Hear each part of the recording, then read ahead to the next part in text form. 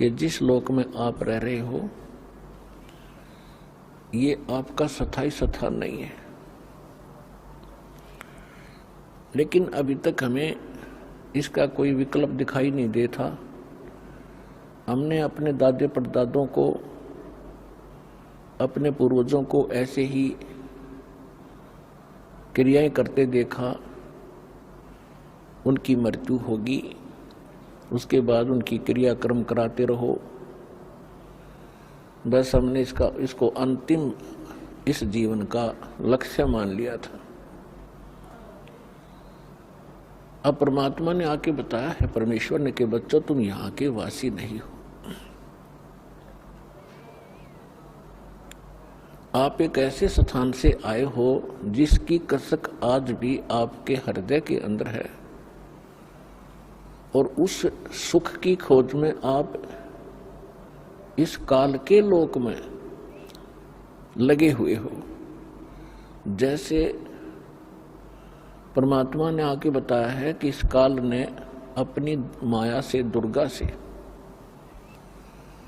ऊपर के लोकों की, परमात्मा वाले लोकों की एक नकल करवा रखी है, झूठी, डुप्लीकेट, हूबहू। ऐसे ही सतलोक के अंदर नर नारी हैं और उसमें बहुत ही सुख पदार्थ है और वहां कोई दुख नहीं है। तो काल ने भी यहां ऐसी ही नकल कर दी, लेकिन हमारा जो बॉडी है प्रत्येक प्राणी का, ये 5 तत्वों से बनवा दिया, और वहां पर केवल एक तत्व से है, नूरी तत्व से। उसमें वृद्ध अवस्था नहीं है, वहां मृत्यु नहीं होती, वो अदर अमर शरीर है। अब जैसे नमक की बोरी हो, नमक का ढेर पड़ा हो या किसी बोरी में रखा हो, और एक तरफ बूरा रखी हो, दोनों की जो है एक जैसा कलर होता है, लेकिन उसके टेस्ट में अंतर होता है। इसी प्रकार हम नमक की बोरी में और उस खांड के, बूरा के, चीनी के टेस्ट को खोज रहे हैं, कभी नहीं मिल सकता। वो टेस्ट आ ही नहीं सकता। वो टेस्ट तो भाई बूरा की बोरी में ही आएगा। तो परमात्मा यहां स्वयं आते हैं, आकर हमें याद दिलाते हैं। क्या बताते हैं? मन तू चल रे सुख के सागर, जहां शब्द सिंधु रत्नागर। मन तू चल रे सुख के सागर, जहां शब्द सिंधु रत्नागर। सुख सागर, श्रीमद् भगवत गीता अध्याय नंबर 4 के अंदर श्लोक नंबर 5 और 9 में, गीता अध्याय नंबर 2 श्लोक 12 में, गीता अध्याय नंबर 10 श्लोक 2 में गीता ज्ञान दाता अपने सतीची बताता है कि अर्जुन, तेरे और मेरे बहुत जन्म हो चुके हैं, तू नहीं जानता, मैं जानता हूं।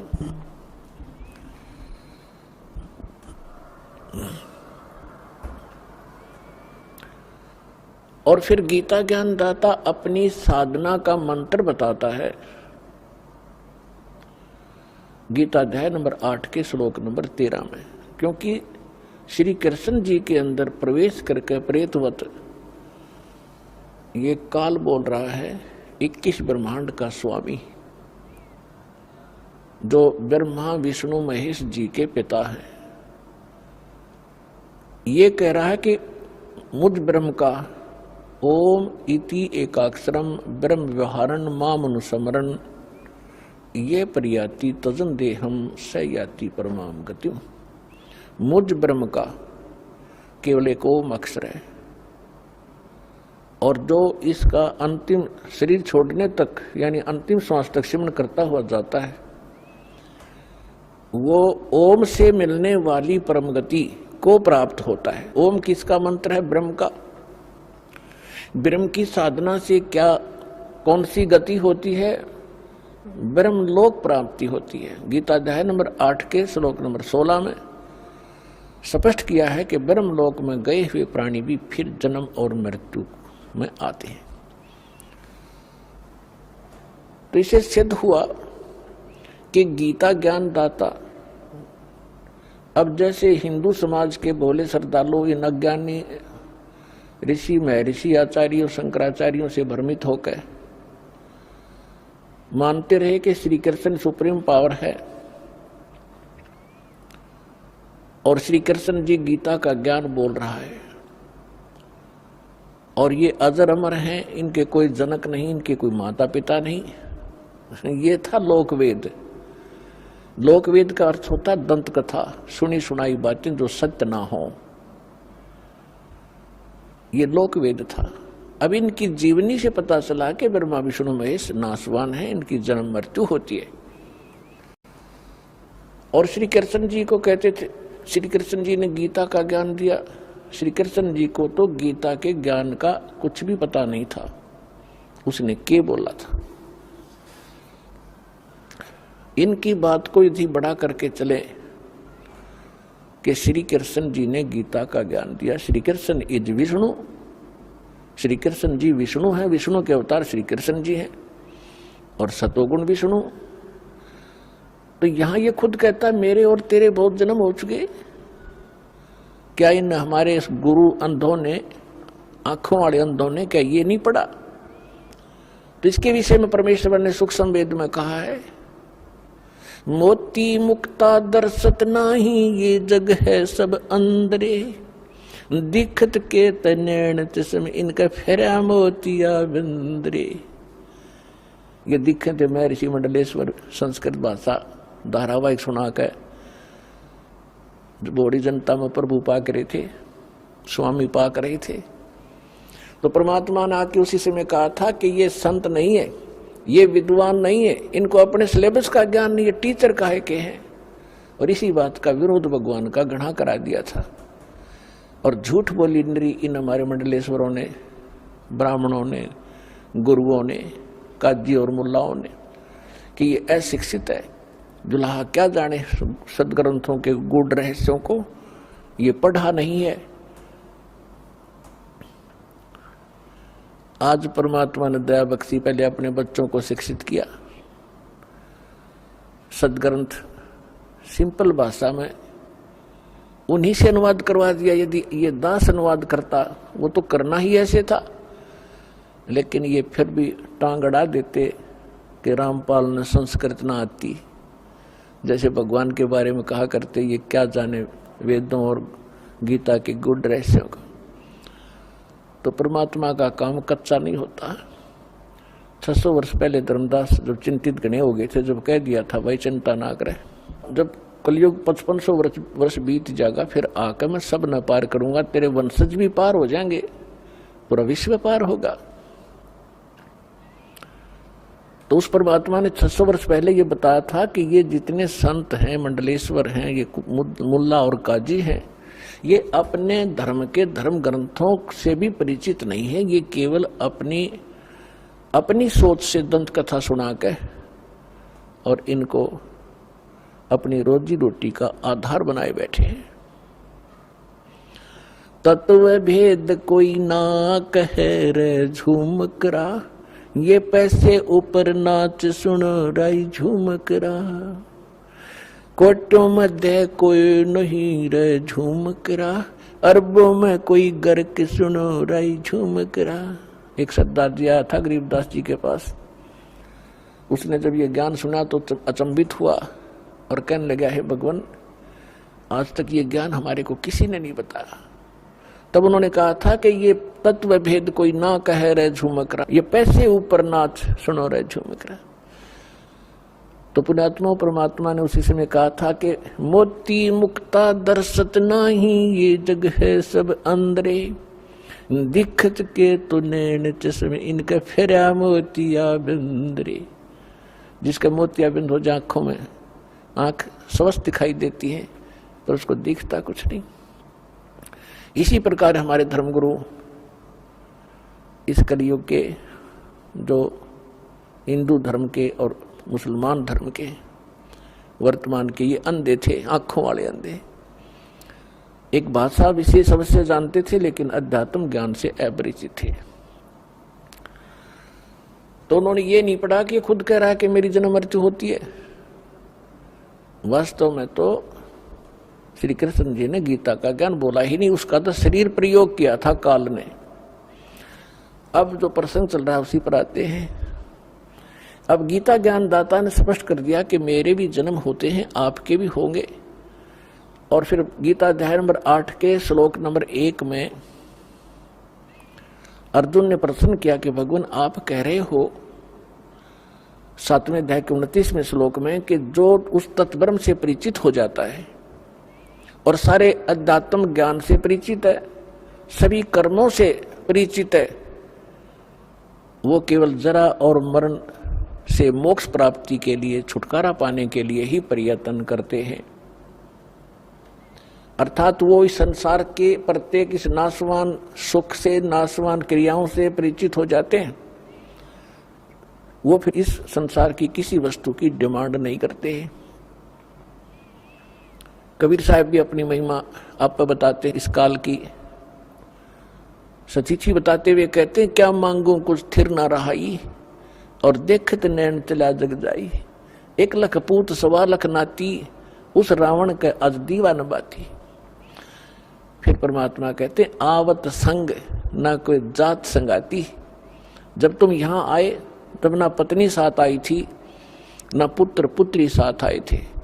जब तुम यहां से जाओगे तब तो आपके साथ इनमें से कोई नहीं जाएगा। आवत संग ना जात संगाती, और क्या भयादर बंदे हाथी। राजाओं को संकेत कर रहे हैं। राजा लोग अपनी महिमा दिखाने के लिए अपने किले के बाहर हाथियों की लाइन लगा दिया करते थे, बांधा करते थे बाहर, ताकि दूसरे राजाओं के गुप्तचर आवे। राजा अपनी महिमा दिखाते थे। जब एक राजा के पास 200 हाथी बंधे हुए हैं तो कितना सक्षम होगा, या प्रभुता थी उनकी। तो परमात्मा कहते हैं, क्या भयादर बांधे हाथी, द्वारका गाथी बांध के क्या फूला समाता है, कल मृत्यु हो जाएगी, परसों गधा बनेगा। फिर क्या बताते हैं, कह कबीर अंत की बारी, जैसे हाथ झाड़ के चला जुआरी। जो भक्ति नहीं करते, इस संसार के झूठे सुख, इन पदार्थों के संग्रह में अपना जीवन नाश कर देते हैं, वो अंत समय में ऐसे पछताएंगे जैसे हारने के बाद जुआ खेलने वाला जुआरी हाथ मसलता जाता है सर्वनाश करा के। कह कबीर अंत की बारी, जैसे हाथ झाड़ कर चला जुआरी। अर्जुन ने पूछा कि आप जी कह रहे हैं कि जो तत्परम से परिचित हो जाते हैं और सारे दातम ज्ञान से परिचित है और सब कर्मों से परिचित, वो केवल यहाँ जरा और मरण से छूटने का ही प्रयत्न करते हैं, इस संसार की किसी वस्तु की इच्छा नहीं रखते। तो तत्ब्रह्म क्या है, कौन है? 8वें अध्याय के प्रथम श्लोक में अर्जुन ने प्रश्न किया। गीता अध्याय नंबर 8 के श्लोक 3 में उत्तर दिया कि वो परम अक्षर ब्रह्म है, अर्थात तो गीता ज्ञान दाता से अन्य है। अब गीता ज्ञान दाता ने 8वें अध्याय के 5 और 7 मंत्र में श्लोक में अपनी भक्ति के लिए कहा कि अर्जुन तू मेरी भक्ति कर। अपना मंत्र उसने बताई दिया 8वें अध्याय के 13वें श्लोक में, मेरा केवल एक ओम ब्रह्म है। और ये नाड़ी, ये हमारे धर्मगुरु कौन से मंत्र देते थे? ओम नमः शिवाय, ओम भगवते वासुदेव नमः, हरे राम हरे कृष्ण कृष्ण कृष्ण हरे हरे, राधे श्याम राधे राधे श्याम मिला दे। इन मूर्खा ने पूछा तुम लाए कहां से ये मंत्र? जब गीता जी को सर्वधार्य मानते हो और गीता जी में जो वर्णन किया है हमें वही करना चाहिए था, इसके अलग करते हैं तो मनमाना आचरण कर रहे हैं, मनमुखी साधनाएं कर रहे हैं। तो गीता अध्याय नंबर 16 के श्लोक नंबर 23 और 24 में ये कंसेप्ट क्लियर किया हुआ है कि शास्त्र विधि को त्याग कर जो मनमाना आचरण करते हैं उनको न तो सुख होता है और न ही उनको कोई सिद्धि प्राप्त होती है और न ही उनकी गति होती है, यूजलेस। इससे तेरे लिए अर्जुन कर्तव्य और अकर्तव्य की व्यवस्था में जो साधना करनी चाहिए, जो नहीं करनी चाहिए, सदग्रंथ ही प्रमाण है, उन्हीं को आधार मानना, किसी की दंत कथा पर विश्वास मत करना। अब गीता ज्ञान दाता 8वें अध्याय के 5 और 7 में कहता है, और 8वें अध्याय के 13वें श्लोक में उसने बताई दिया कि मेरा तो केवल ओम मंत्र है। पूरी गीता जी में इस ओम के अतिरिक्त कोई मंत्र नहीं है ब्रह्म साधना का। फिर गीता अध्याय नंबर 17 के श्लोक नंबर 23 में 3 मंत्र के जाप का निर्देश है और उसमें सांकेतिक है। वो ओम तो स्पष्ट है, उसमें लिखा है ओम तत्सत इति निर्देश है ब्रह्मण त्रिविध समर्थ है ब्राह्मणा तेन वेदा च यघा विहिता पुरा। इसका अर्थ है कि उस सच्चिदानंद घन ब्रह्म परम अक्षर ब्रह्म की साधना का केवल एक ओम, ये ओम तत्सत 3 मंत्र का के जाप का निर्देश है। इसकी 3 विधि से ही जाप है, त्रिविध है, समर्थ है। ओम तत्सत इति निर्देश है। निर्देश का मतलब है फाइनल फैसला, डायरेक्शन, उसमें कोई अग्रम अग्रम नहीं रहती। जैसे कोई अधिकारी निर्देश दे दिया तो उसको, उसके अनुयायियों को, उसके फॉलोअर्स को, यानी उनके नौकरों को फिर उसमें ऑब्जेक्शन नहीं होता कि डायरेक्शन है साहब की, तो अटेंशन हो जाते हैं, फाइनल होता है। तो ये लिखा है कि ओम तत्सत इति निर्देश है ब्रह्मण त्रिविध समर्थ है। ब्रह्मण माने उस परम अक्षर ब्रह्म का, उसको पाने का, उसकी प्राप्ति का। प्राप्ति मीन उस लोक में जाने का जहां वो सुख सागर है, जहां कोई दुख नहीं है, जहां जाने के बाद प्राणी फिर लौटकर कभी संसार में नहीं आते, वहां जाने का ये मंत्र है, उस सच्चिदानंद घन ब्रह्म के लोक में जाने का। तो गीता अध्याय नंबर 8 के श्लोक नंबर 5 और 7 में गीता ज्ञानदाता बताता है कि अर्जुन यदि मेरी शरण में रहना है तो मेरी भक्ति कर, मेरा भक्त बन, और युद्ध भी कर और मेरा सिमरन भी कर। अपने आत्माओं इसे 2 कंसेप्ट क्लियर हो गए कि एक तो जैसे ये हठ योग बताता है कोई साधक, कोई संत, 2.5 घंटे सुबह 2.5 घंटे शाम, ये दंत कथा है, लोक वेद है, ये मनमाना आचरण है, किसी भी सदग्रंथ में इस हठ योग का प्रावधान नहीं है। इसमें स्पष्ट कर दिया है कि अर्जुन तो युद्ध भी कर और सिमरन भी कर। तो इसी प्रकार सूक्ष्म वेद में कहा है, नाम उठत ना हम बैठत, नाम सोवत जागवे, नाम खाते नाम पीते, नाम सेती लागवे। यही वेद बताते हैं। यजुर्वेद अध्याय नंबर 40 के मंत्र 15 में कहा कि ओम ओम कर्तुम समर, किलबे समर और कर्तु समर। ओम नाम का जाप काम करते करते सेवन कर, विशेष कसक के साथ सेवन कर, मनुष्य जीवन का प्रथम कर्तव्य जानकर या भक्ति करे। ये तो ब्रह्म सत्र का ज्ञान उसने दिया है कि ओम का जाप करना, मेरी शरण में रहना। वो भी गीता ज्ञान दाता भी ब्रह्म है, वेद ज्ञान दाता भी ब्रह्म ही है। वेद ज्ञान दाता ऑप्शन छोड़ देता है 40वें अध्याय के, यजुर्वेद के 40वें अध्याय के 17वें श्लोक में कि वो परमात्मा तो प्रोक्ष है, गुप्त है, वो पूर्ण परमात्मा, और मैं ब्रह्म हूं, मैं ब्रह्म लोक में रहता हूं, मेरा ओम नाम है, मेरा सिमरन करेगा तो मुझे ही प्राप्त होगा। तो यहां हम फिर आते उसी प्रसंग पे कि वेद ज्ञान दाता भी ब्रह्म है, और यहां ये कह रहा है कि युद्ध भी कर। गीता ज्ञान दाता भी वही है, कहता युद्ध भी कर, मेरा सिमरन भी कर, और मेरे ही अंश में मैं जब सिमरन करता हुआ तू छोड़कर जाएगा तो शरीर तो मुझे ही प्राप्त होगा, मेरे में भावित रहेगा। इसने अपनी स्थिति बताई दी है कि तेरे और मेरे बहुत जन्म हो लिए, आगे भी होंगे, जन्म मृत्यु ना तेरी मिटे ना मेरी मिटे। तो गीता अध्याय नंबर 15 के श्लोक नंबर 4 के अंदर कहा है कि तत्वदर्शी संत और तत्व ज्ञान की प्राप्ति के उपरांत परमेश्वर के उस परम पद की खोज करनी चाहिए जहां जाने के बाद साधक फिर लौटकर कभी संसार में नहीं आते। और जिस परमेश्वर ने ब्रह्मांडों की रचना की, इससे स्पष्ट है कि गीता ज्ञानदाता से कोई अन्य है वो समर्थ शक्ति, वो सुप्रीम पावर, कंप्लीट गॉड, पूर्ण ब्रह्म, पूर्ण परमात्मा, और केवल उसी की भक्ति करो। तो इन हमारे धर्म गुरुओं की अकल मारी जा रही थी और रोज पढ़ा करते, पढ़ने की सलाह देते थे। गीता को स्वयं भी घोट रखा था, अनुयायियों को भी कहा करते डेली एक अध्याय पढ़ो। तो क्या फायदा हुआ उस पढ़ने का जिसका ज्ञान कति नहीं। गीता जी बता क्या रही है, उसके विपरीत क्रियाएं कर रहे हैं। तो गीता अध्याय नंबर 18 के श्लोक नंबर 62 में कहा कि अर्जुन तू सर्वभाव से उस परमेश्वर की शरण में जा, उस परमेश्वर की कृपा से तू परम शांति को और सनातन परम धाम को, सनातन शाश्वतम स्थानम, शाश्वत सदा रहने वाला जिसका नाश कभी ना हो, और जहां गए प्राणी फिर लौटकर संसार में जन्म मृत्यु में नहीं आते, उसको प्राप्त होगा। वो परमात्मा अन्य है। तो गीता अध्याय नंबर 8 के श्लोक नंबर 5 और 7 में गीता ज्ञानदाता अपनी स्थिति बता रहा है कि मेरी भक्ति कर तो मेरे में समर्पित हो और युद्ध भी कर, निसंदेह तो मुझे ही प्राप्त होगा। अंडरस्टूड है। जहां साता बासा हुई, मन कर्म वचन सुमरियो सोई। फिर तुरंत कहता 8वें अध्याय के 8, 9, 10 श्लोक में कि उस परमेश्वर की भक्ति जो करता है, उस तत्व ब्रह्म की, वो उसी को, उस भक्ति की शक्ति से, उन मंत्रों की शक्ति से उसी को प्राप्त होता है।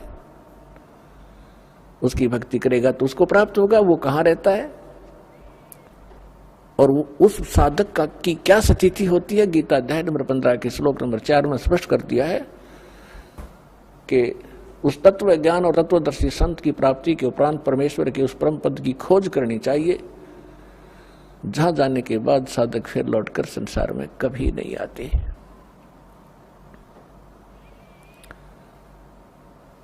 तो पुण्यात्माओं, ब्रह्मा विष्णु महेश नासवान, इनका पिता ये ब्रह्म सरपुरुष, ये भी नासवान, इसकी भी जन्म मृत्यु होती है। आज तक हम ब्रह्मा विष्णु महेश जी को अविनाशी कहा कर सुना करते थे इन अज्ञानी धर्मगुरुओं से, जबकि इनकी हिस्ट्री में, इनकी जीवनी में लिखा है, श्री देवी भागवत पुराण 3रा स्कंद, गीता प्रेस गोरखपुर से प्रकाशित सचित्र मोटा टाइप के पृष्ठ 123 पर विष्णु जी स्वयं अपनी माता की स्तुति करते हुए कहते हैं, तुम शुद्ध स्वरूपा हो, ये सारा संसार आप ही से उद्भासित हो रहा है, मैं और ब्रह्मा और शंकर आप ही की कृपा से विद्यमान हैं। हमारा तो आविर्भाव माने जन्म, तिरोभाव माने मृत्यु हुआ करता है। हम नित्य नहीं है, हम अविनाशी नहीं है, हमारी जन्म मृत्यु होती है। और तुम ही नित्य हो, प्रकृति और सनातनी देवी हो। शंकर भगवान भी कहते हैं, माता यदि उसके बाद ब्रह्मा जी उत्पन्न हुए, वो आपके पुत्र हैं, तो क्या मैं आपका बच्चा नहीं? अर्थात मुझे भी उत्पन्न करने वाले आप ही हो। तो पुण्यात्माओं, इससे सिद्ध होगा कि ब्रह्मा जी नासवान, विष्णु जी नासवान, शिव जी नासवान, शंकर भगवान नासवान, इनके पिता नासवान, जिसको गीता अध्याय नंबर 15 के श्लोक नंबर 16 और 17 में 3 पुरुष बताए। पुरुष माने प्रभु, स्वामी, एक सरपुरुष, एक अक्षर पुरुष।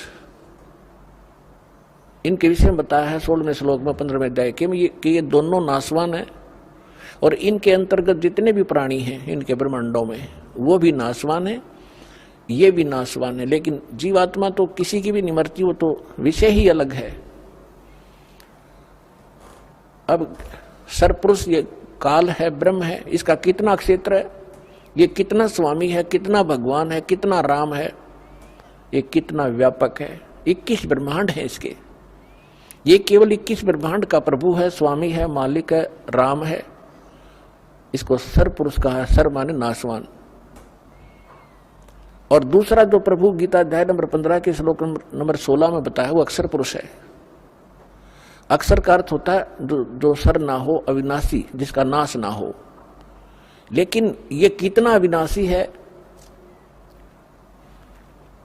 ये इसकी आयु बहुत लंबी है, इसलिए इसको भी अक्षर पुरुष कहा है। लेकिन वास्तव में ये अक्षर पुरुष नहीं है, अविनाशी नहीं है।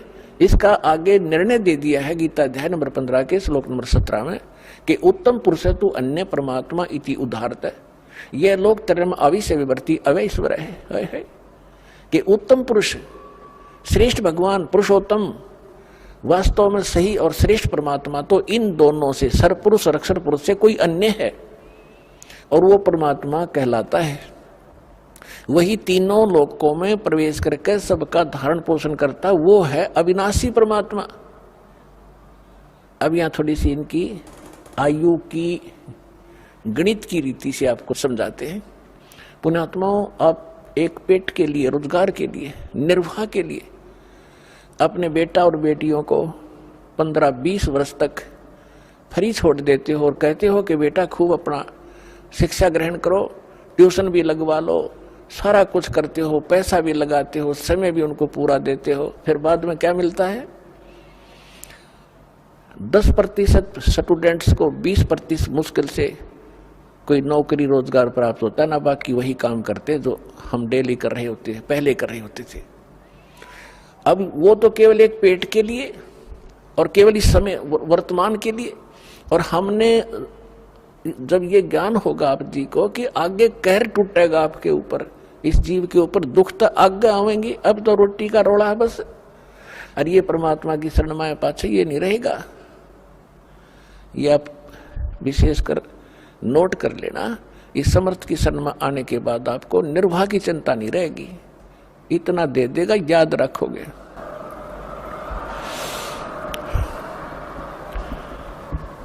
इसके विषय में बताते हैं परमात्मा के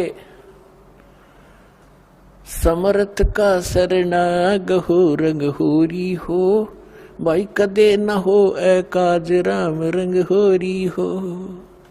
समर्थ की शरण गहो, और कभी कोई आपका आकाज यानी कोई भी आपत्ति, ऐसी दुर्घटना आपके ऊपर कभी नहीं होगी।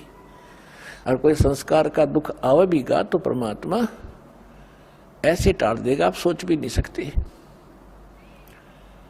फिर क्या बताते हैं कि जो इस परमात्मा की शरण में आ जाते हैं, जो भक्त संत,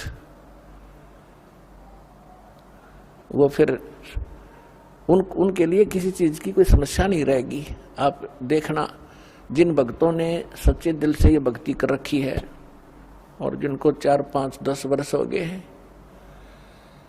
दास को पता है उनकी उसमें क्या स्थिति थी और आज उनके कितने सुख दे रखे हैं। तो इसलिए इस परमात्मा की शरण में आने के बाद आपके भाग में ना होगा वो भी सुख देगा। ये समर्थ है। सतगुरु हाथ लेखनी सब बहिया, इस परमेश्वर के हाथ में कलम है और बही माने आपके मस्तक में लिखने वाला जो कागज है वो भी इसी के पास है, ये जो चाहे लिख देगा। तो इसलिए दास प्रार्थना ये करना चाह रहा था कि आपने इस आध्यात्मिक यूनिवर्सिटी में ज्यादा अटेंडेंस करनी चाहिए और यहाँ से सीडी वगैरह ले जाके घर अपना बच्चों को दिखावे, रिश्तेदारों को सुनावे और आप भी घनी अच्छी तरह सुने, तो फिर आपको यहाँ का भी सुख मिलेगा, संसारिक सुख आपको इतने देगा, आपने हाथ जोड़ना पड़ेगा भगवान का आगे, क्योंकि आपको ज्ञान हो जाएगा इस माया का करेंगे कि ये तो हमें डुबो दी गया लास्ट में। इस दास के साथ ये घटा हुआ सारा कुछ, तब दास कॉन्फिडेंट से आपसे कह रहा है। तो पुणात्मा इतनी माया प्रारंभ कर दी थी दाता ने देनी, हाथ जोड़ दिया, रोया बैठ के, दाता आप तो कह रहे तो दुश्मन है और ये फिर देने लगे आप, तो बाद में इस नौकरी को त्यागना पड़ा परमात्मा के प्रचार के लिए। तो कहने का भाव ये है कि जिस वस्तु के लिए आप भटक रहे हो, एक रोजगार, रोटी और छोटे मोटे दुख आप पर आए हुए हैं, ये तो छू मंत्र कर देगा आपके, पर करेगा जब जब आपकी सीधी नीयत हो जाएगी। अब तो आपको आदत पड़ रही है कहीं चले जा डलवाया वहां, बस दुख हो रहा है, महाराज जी कुछ बता दे, हम उसका कर दर जा, वो अपना राज्य हम अपना राज्य। दास ऐसा नहीं चाहता और ना ऐसा करेगा, आपको सुख देंगे लेकिन आपकी यहाँ अटेंडेंस लगवाएंगे ताकि आपको ज्ञान से परिपूर्ण करें, ताकि फिर आपके तो एक सुख हो गया, मान लिया आप चले गए, अगर 20 हो रहे होंगे आपके ऊपर, अगर यहाँ से टल गए तो परमात्मा दास आपको ये बताना चाह रहा है कि इसमें समय घना दो और ध्यान से सुनो इस आध्यात्मिक लेक्चरों को, इन प्रवचनों को, और आपके कंठस्थ याद हो जाएगी। जैसे रामायण महाभारत हमने गोटरिया की थी, कितने दिन तो सुनते आ रहे थे, 1 से 2 से हजारों से वही कथा सुनी। तो अब ये सत्य कथा सुनोगे, ये बच्चे बच्चे तक पहुंच जाएगी और फिर एक रस हो जाएंगे। कोई डगमग करनिया नहीं रहेगा, बीच में अटपट करनिया। तो आपको जितने यहाँ आते हैं, दास ये चाहता है कि आपको इतना परिपक्व कर दूं इस ज्ञान से कि काल ने जो अज्ञान भर रखा है अन्य समाज में, उसके साथ संघर्ष करो और उनको अपने पक्ष में कर लो। लास्ट में होना पड़ेगा उनको, क्योंकि वो अज्ञान है। हम भी ऐसे डटे खड़े थे उस अज्ञान के साथ में, आज हम रो रहे हैं कि भगवान वो समय खो दिया, बेमतलब। तो इसलिए थोड़ा सा ध्यान से सुनना। तो अब इन भगवानों की थोड़ी सी आयु बताते हैं आपको, जो God Kabir given spiritual knowledge सूक्ष्म वेद है उसके आधार से। ब्रह्मा जी की आयु तो हमारे ये धर्म गुरु भी बताया करते थे कि ब्रह्मा जी की 100 वर्ष की आयु है। ब्रह्मा जी का एक दिन 1000 चतुर्युग का बताते थे। एक चतुर्युग में कितना समय होता है? जैसे सतयुग, त्रेता, द्वापर और कलयुग, चारों युगों को मिलाकर के 43,20,000 वर्ष होते हैं हमारे ये एक चतुर्युग में। और ऐसे ऐसे 1000 चतुर्युग का ब्रह्मा जी का दिन, इतनी ही रात्रि, और 30 दिन रात का एक महीना, और 12 महीने का इन देवताओं का एक वर्ष। ऐसे बने हुए महीनों का एक वर्ष बना 12 महीने का। तो ऐसे ऐसे बने हुए 100 वर्ष की आयु है ब्रह्मा जी की। अपने आत्मा देखो, अब हम अपने से तुलना करें, 60, 65, 70, 80 साल की उम्र है मनुष्य की आज, और इनकी कितनी होगी गिनती ना हो। तो इसलिए इस प्रकार 100 वर्ष की आयु श्री ब्रह्मा जी की है।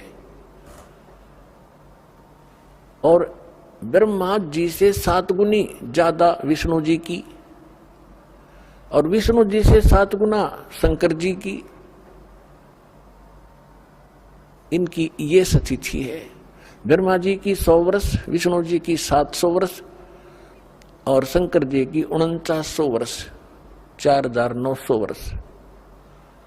और ऐसी ऐसी आयु वाले शंकर भगवान 70,000 मर लेंगे।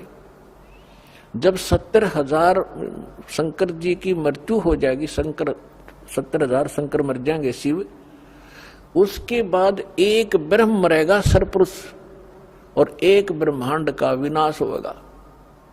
फिर ये सारे जीव इंक्लूडिंग दुर्गा और ये सरपुरुष ज्योति निरंजन और ये सब ब्रह्मा विष्णु महेश वाली सब आत्माएं नष्ट हो जाएंगी, शरीर नष्ट हो जाएंगे। ये आत्माएं ऑटोमेटिकली दूसरे ब्रह्मांड में चली जाएंगी। और वहां फिर क्या है, इस ज्योति निरंजन का शरीर और दुर्गा का एकदम युवा बन जाते हैं, वहां जाती है। केवल इन दोनों की उत्पत्ति प्रथम होती है वहां ऑटोमेटिकली। जैसे आप देखते हो गेहूं के अंदर गेहूं कणक डाल रखी है, उसमें अपने आप सुरसी डोरे बन जाते हैं। तो उस जिस लोक में ये जाएंगे, जाते ही इनके ऐसे दोनों के युवा शरीर बन जाते हैं। फिर इनसे सभी आत्माएं जो दुर्गा के शरीर में प्रवेश कर जाती हैं, वो दोबारा फिर इसी तरह वहां इनका जन्म प्रारंभ होता है। फिर दूसरे ब्रह्मांड में सृष्टि शुरू होती है। तो जैसे 70,000 शंकर जी के मरने के उपरांत एक ब्रह्म की मृत्यु हुई, सरपुरुष की मृत्यु हुई, तो ये एक युग हो गया। एक युग किसका? अक्षर पुरुष का। गीता अध्याय नंबर 15 के श्लोक 16 में 2 पुरुष है, सरपुरुष और अक्षर पुरुष। अब अक्षर पुरुष की आयु बताते हैं आपको।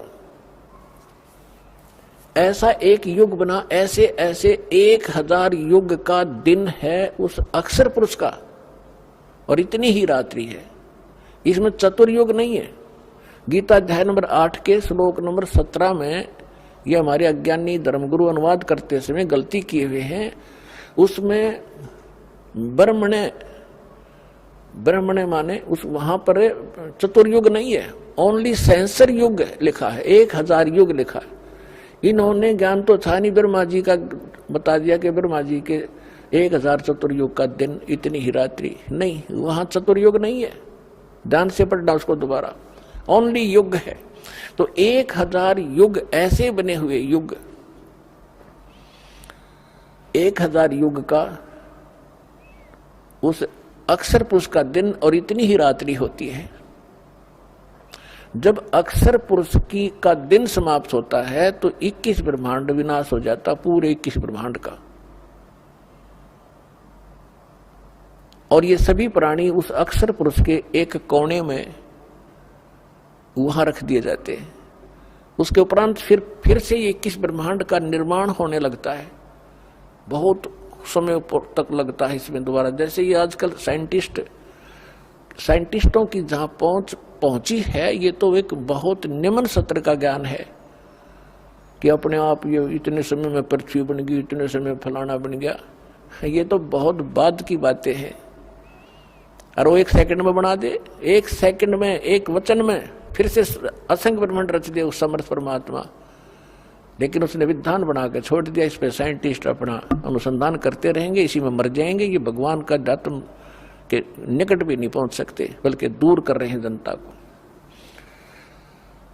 अब क्या होगा कि ऐसे 1000 युग का दिन, ऐसे 1000 युग की रात, ऐसे बने हुए 30 दिन रात का महीना अक्षर पुरुष का, और ऐसे 12 महीने का एक वर्ष, ऐसे बने हुए महीने, और फिर ऐसे बने हुए वर्ष के 100 वर्ष की आयु है अक्षर पुरुष की। अब लगाओ हिसाब। अब परमात्मा क्या कहते हैं? एती उम्र बुलंद मरेगा अंतरे, जिसकी आयु है मृत्यु भी होगी। सतगुरु लगे न कान न भेंटे वो संतरे। एती उम्र बुलंद मरेगा अंतरे, क्योंकि वो सतगुरु लगे न कान न भेंटे वो संतरे। इतनी लंबी आयु भी हो जाएगी, अंत में फिर भी मृत्यु होगी तेरी। क्यों? क्योंकि आपके वो सतगुरु, वो संत नहीं मिले। कौन से संत? गीता अध्याय नंबर 4 के श्लोक नंबर 32 में स्पष्ट कर दिया है कि सच्चिदानंद घन ब्रह्म ने मुख्य यानी परम अक्षर ब्रह्म अपने मुख कमल से आकर जो ज्ञान देता है वो तत्व ज्ञान है। उसको सूक्ष्म वेद कहते हैं। चौथे अध्याय के 34वें श्लोक में कहा कि उस तत्व ज्ञान को तू तत्वदर्शी संतों के पास जाकर समझ। उनको दंडवत प्रणाम करने से, कपट छोड़कर उनकी सेवा करने से वो तत्वदर्शी संत तुझे तत्व ज्ञान का उपदेश करेंगे। और उसके पश्चात 15वें अध्याय के 4थे श्लोक में कहा कि उसके पश्चात परमेश्वर के उस परम पद की खोज करनी चाहिए जहां जाने के बाद कभी मृत्यु नहीं होती, लौटकर संसार में कभी नहीं आती।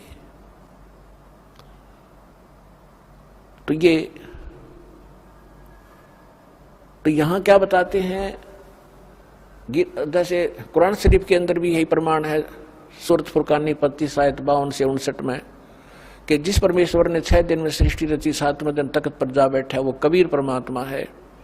और उसकी खबर किसी बाखबर से पूछो, वो कुरान शरीफ का ज्ञानदाता भी उससे परिचित नहीं है।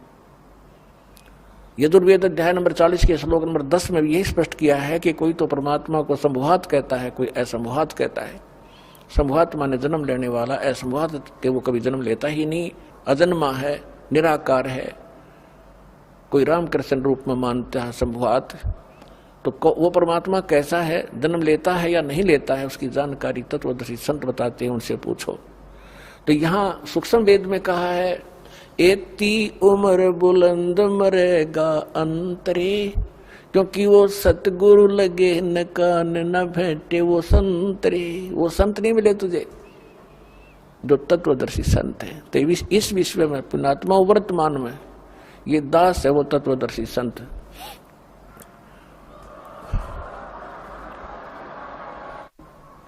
इसको ते अभिमान समझ लियो और ते सच्चा ज्ञान समझ लेना।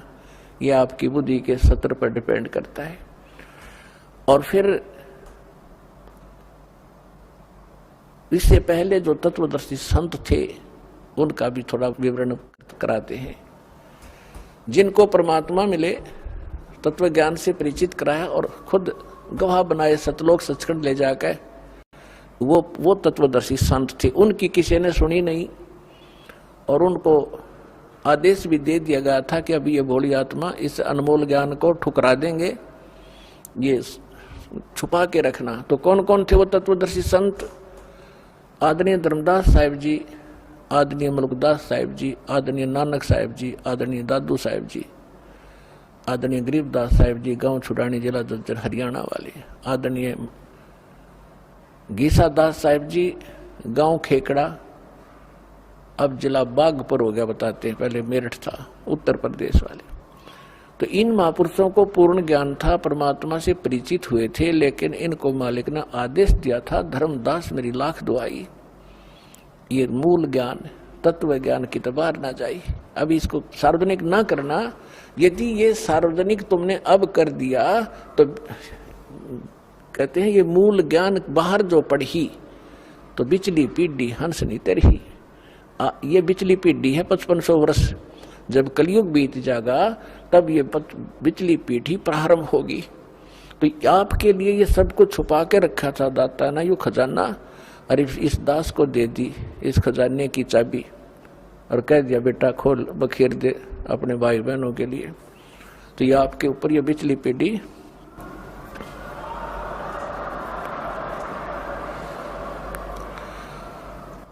तो ये तत्वदर्शी संत थे, इनकी जो अमरवाणी है परमात्मा के उस तत्व ज्ञान से मेल खाती है।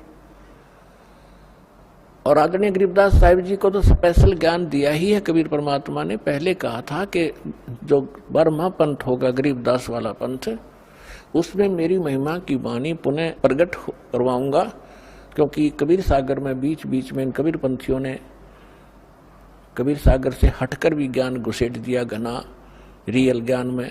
तो इसलिए गरीबदास जी के द्वारा ये यथार्थ ज्ञान पुनः प्रकट करवाया और फिर उन कोड वर्डों से इस दास को परिचित करा के उन सब सदग्रंथों का निष्कर्ष निकाला।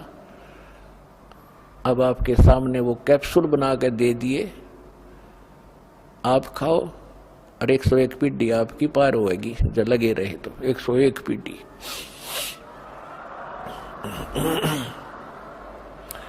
और ये संसारिक सुख तो यहाँ परमात्मा मुफ्त में देगा, आपको रूंगे में देगा।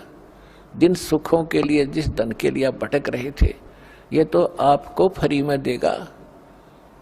आप सोच भी नहीं सकोगे कैसे बरकत करेगा आपके घरों में, कैसे आपदाएं टालेगा आपकी, और फिर मोक्ष भी देंगे। तो यहाँ क्या बता रहे हैं, जो प्रसंग हम उसी पर आते हैं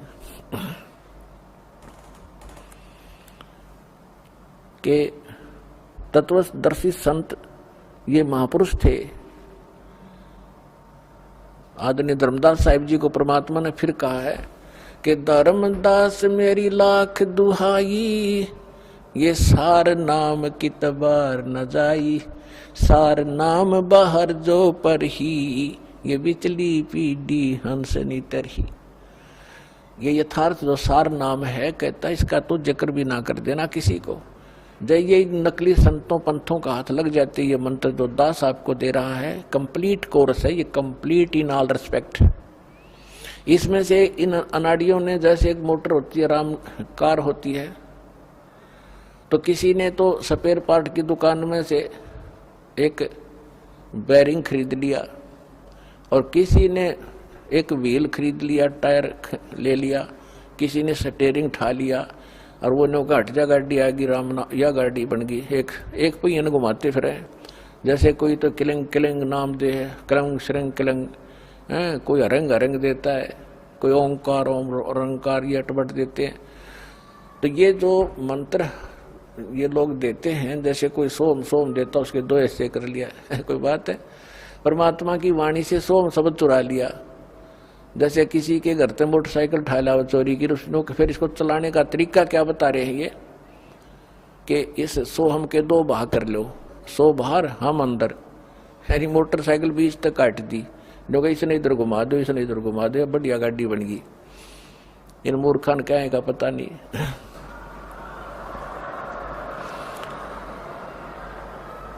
गरीबदास साहिब जी कहते हैं बेखों के लश्कर फिरे, लश्कर माने टोल के टोल, बेखों यानी पंथों के, बेखों के लश्कर फिरे, ये बाणी चोर कठोर, सतगुरु धाम ना पहुंचेंगे ये 84 के डोरे।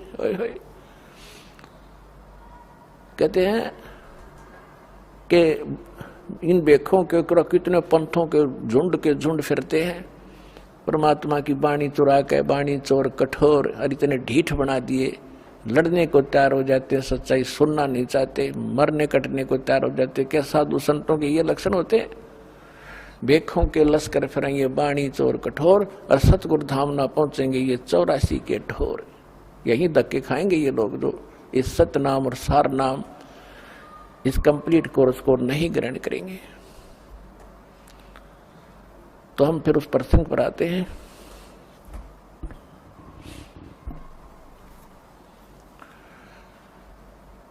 एती उम्र बुलंद मरेगा अंतरे, सतगुरु लगे न कान न भेंटे वो संतरे। वो संत ना मिले आपको, तत्वदर्शी संत नहीं मिले। वो तत्वदर्शी संत जिन महापुरुषों से दास कलयुग में परिचित है, वो उनके शुभ नाम आपको अभी बताए। उनमें से एक आदरणीय गरीबदास साहिब जी, गांव छुड़ानी, जिला जज्जर वाले ने अपनी परमात्मा की महिमा कलम तोड़ बोली है, लिखाई है। तो वो क्या कहते हैं? परमात्मा की महिमा बताई है। मन तू चल रे सुख के सागर, जहां शब्द सिंधु रत्नागर। सुख सागर किसे कहते हैं? शंखों लहर मेहर की उपजे, कहर नहीं जा कोई। शंखों लहर मेहर की उपजे, कहर नहीं जा कोई। दास गरीब अचल अविनाशी, सुख का सागर सोई। मन तू सुख के सागर बस रे, भाई और न ऐसा यस रे। कि जहां शंखों लहर मेहर की उपजे। अपने आत्मा, अब हम 5 तत्वों से बने हुए पुतले में रहते हैं। इसमें कभी बीपी हाई, कभी लो, कभी कोई काम, कभी क्रोध, कोई लालच दुखी कर रहा होता है। हम सड़ रहे हैं इसके अंदर, अपने कर्म बिगाड़ रहे हैं। अन्वेलना वही है जो लिख रखा है आपके प्रारब्ध में, आपकी किस्मत में। इसे अधिक नहीं मिलेगा, इसे न्यून भी नहीं रहेगा, कम भी नहीं रहेगा। लेकिन ये बात हमसे कोसों दूर होगी, हमें कोई ये दृढ़ करने वाला नहीं रहा। अब तो घर में भी ना रहे, सबने माया जोड़न की ट्रेनिंग ले रखी है। पहले कम से कम माता पिता, दादा दादी कोई गलती करता, बालक ने क्या करते, ना भाई ये काम ना करिए, भगवान रुष्ट हो जाएगा। अब भगवान वाली तो बात ना चलती घर में, क्यों सब थोड़े बहुत 2 पैसे हो गए, शिक्षित हो गए, कोई रोजगार करता है, सांझ ने घुट्टी ला के कोई कितना पड़ा है, कोई कितना पड़ा है, ना बच्चों के साथ कोई लिंक रहा। तो इस प्रकार ही हमारी सारी नैतिकता का भी नाश हो गया। तो क्या बताते हैं आप, दास के साथ तो बहुत बार बीती है, कुछ पिछले संस्कार थे, मालिक के चरणों में रहा होगा दास। तो कई बार जब अकेला होता हूँ, एक आध बार ऐसी हिलोर उठती है अंदर से, चाहे हमें किसी ने हमें कितना ही सता रखा हो, कितना दुख दे रखा हो, चाहे कुछ पैसे भी मार रखे हो, चाहे कभी गाली गलोच भी कर रखा हो, उसके प्रति भी दोष नहीं रहता। वो भी अपना सा दिखाई देता है। और जब वो रहती है कुछ थोड़े समय के लिए, वो जो लहर सी उठती है कुछ देर तक रहती है, उसमें कोशिश भी न करें उसके प्रति द्वेष पैदा हो, नहीं होता। और उस लहर के जाने के बाद, उस तरंग के जाने के बाद फिर वो खचड़ा भरा होता है, उसने ऐसा क्यों बोला, उसने ऐसा क्यों कह दिया है, अब ये करूंगा, वो करूंगा, फलाना करूंगा। तो वो जो मिहिर की लहर थी वो थी जिसमें किसी के प्रति दोष द्वेष नहीं आ रहा था। और कैर की लहर वो शुरू होगी जब आम रहती है हमारे अंदर। तो इसके विषय बताता है कि उस सतलोक के अंदर गरीबदास साहिब जी कह रहे संखों लहर मेहर की उपजे और कहर नहीं जहां कोई दुख है नहीं। अपने आत्मा आप यहाँ आए हुए हो, सतलोक आश्रम बरवाला जिला हिसार हरियाणा में, चाहे कोई 4 दिन से आ रहा है, कोई 10 दिन से, कोई 2 दिन से। अब यहाँ क्या दिक्कत है आपको? वो जानबूझ कर अपने स्वभाववस्था आप कोई प्रॉब्लम पैदा करो, वह दूसरी बात है।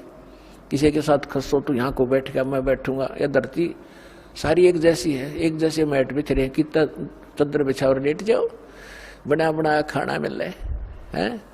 परमात्मा ने अपने बच्चों के लिए दूध की नदी बाहर रखी और यहाँ पर सारे सदा व्रत खोल रखा, चाह की केटली पर कदर रखी, अड़ाओ गिलास पियो गटगट की तब बैठ के।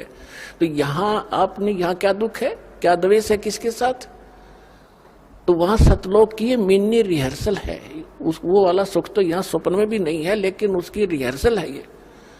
तो जब आप वहां जाओगे, बहुत बड़ा क्षेत्र आपका अपना इंडिविजुअल है।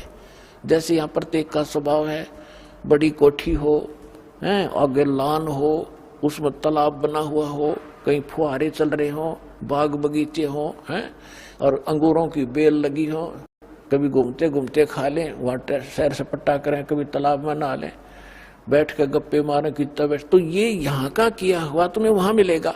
अब आप स्टूडेंट हैं, मनुष्य जीवन प्राप्त प्राणी, और जो स्टूडेंट यहाँ की ये कर रहा है, यहाँ की संपत्ति जोड़ने में लग गया, वो विद्यार्थी नहीं है, वो भक्त नहीं है। आपको जो आवश्यक वस्तुएं हैं वो बनाओ। गर्मी सर्दी से बचने के लिए मकान की आवश्यकता बनाओ, जैसा आपकी सुविधा भगवान ने आपको प्रारूप में दिया उतना ही बनाओ, ज्यादा नहीं। आज की वर्तमान की आवश्यकता है, मोटरसाइकिल, कार है, व्हीकल है, ये भी ले लो, कोई बड़ी बात नहीं। और आप देख लेना, विश्वास रखना, सच्चे दिल से लगे रहना, जो वर्तमान आधुनिक आवश्यकता है आपकी सारी पूरी करेगा आपको परमात्मा। मोटरसाइकिल वाले को मोटरसाइकिल जरूरत है वो ही देगा, तो आप याद रख लेना।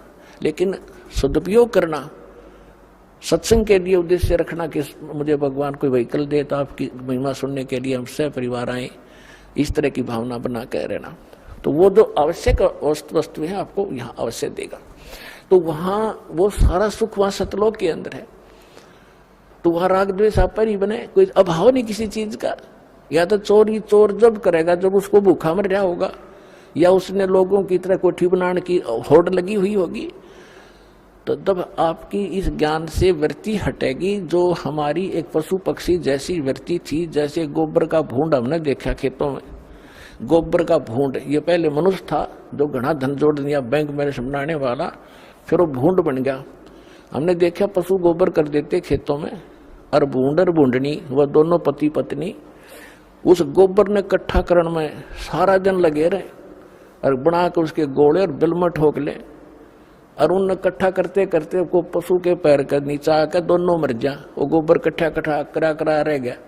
तो हम उसी व्यक्ति के जीव हैं जो भक्ति नहीं करते, इस ज्ञान से परिचित नहीं है। बैंक जोड़ लिया, कोठी बना ले हैं, और पता नहीं के बना कर प्लाट लेकर डाल दो, घोड़े पीछे के हो जाएंगे, कल मृत्यु हो जा, परसों गद्दा बना कर वहीं घूम रहा होगा उस प्लाटों के अंदर से। तो ये इस ज्ञान से आपको, ये सत्य ज्ञान है, ये गॉड गिवन स्पिरिचुअल नॉलेज है, किसी डूम बाट के गीत नहीं है ये आपका घड़े काम आएंगे। तो इससे आपकी वो जो हवस थी बकवादों की वो खत्म हो जाएगी। तो वो खत्म होगी, घर में बरकत आप देगा, क्यों बीड़ी शराब मांस तम्बाकू हम छुटवाएंगे, वो तो हाथ लान नहीं दे, जो वाहियात का खर्चा था, और शरीर नाशक और भक्ति नाशक।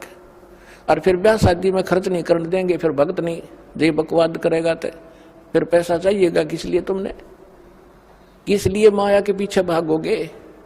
और जो आवश्यक वस्तु होगी भगवान आपके आगे रखेगा। जैसे माता पिता बालक के लिए सुबह दूध कटोरा भर के ले बेटा पी, जो अनजान है ले पी, तो ऐसे रखेगा आपके सामने। जब इसके हो जाओगे तुम, अभी तो आप काल की फर्द में बैठे हुए, उसकी रजिस्ट्री हो रही है आपकी काल के, ये परमात्मा उससे अपनी फर्द में लेगा, आपको अपने नाम करावेगा, और फिर आपको पार करेगा, आपको भक्ति देगा, मोक्ष देगा, सुख देगा।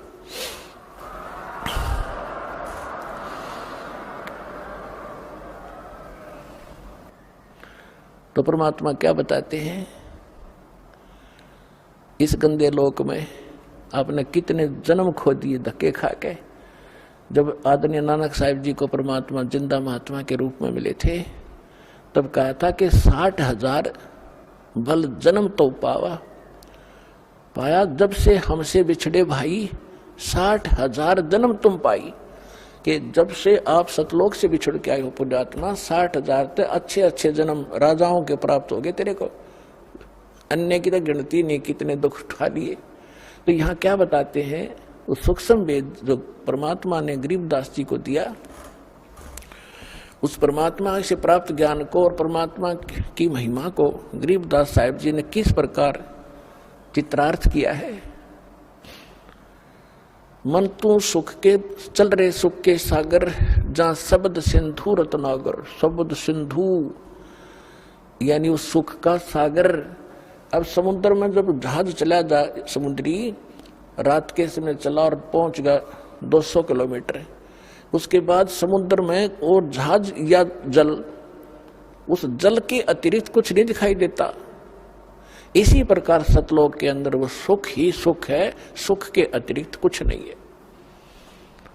तो हम वहां जाने की ट्रेनिंग और वहां जाने की ये आपको पासपोर्ट बनाते हैं यहाँ पर कि आपकी मृत्यु यहाँ तो होगी, या तो आपने भी पता है, कोई ना माने वह तो मूर्ख ही होगा कि मरा को नहीं। वो दूसरी बात है, अभी ना मरे तो सभी की इच्छा है, लेकिन मरो तो गए अंत में। और जिस संपत्ति को अपना मानने बैठे हो, परिवार को यूं आपका नहीं है, आपकी मृत्यु के बाद बनवाना आप नाइजीरिया में जन्म लोगे और बच्चे इंडिया में, तो आपके कहां से हुए? काल ने रोल मार रखी, आपकी अक्ल मार रखी हमारी। तो इस परमात्मा ने हमें रोशनी दी है, ज्ञान दिया है, इसको आधार बनाकर जीना पड़ेगा अपने। तो यहां से तो मृत्यु होगी, फिर क्यों ना आशा वहां जाने की लगाएं, इन बच्चों से हटाएं, क्योंकि जब तक हम बच्चों के साथ हैं हम अपना कर्तव्य पूरा करें जो इनके प्रति है। लेकिन ये आशा रखें ये अपने नहीं है, ये एक मालिक के बच्चे हैं, धनी के हैं, हमारी सेवा दी है, हम सेवा करेंगे इनकी। धनी के बच्चों की सेवा नहीं करता वो भी दोषी, फिर वो नौकरी से निकाल दिया जाता। इस तरह आप अपने इस जीवन को इस आधार से रखो और फिर यहाँ से चलने मृत्यु के समय ये रहे कि परमात्मा ने भी, सब संतों ने बताया और भगवान ने बताया, और ये दास आज गुण गा रहा है वो कि वो, तो ये झूठ नहीं हो सकती। इस मन पापी को यही रहने की आदत पड़ी हुई है, इसकी ये वृत्ति हटाकर वहां जोड़ो। और जहाँ आशा ता बासा होई, मन कर वचन सुमरियो सोई। अब जहाँ की आस बना के जीवांगे वहीं अगला कदम वहीं पर होगा आपका। तो इस ज्ञान से आप दृढ़ हो जाओगे।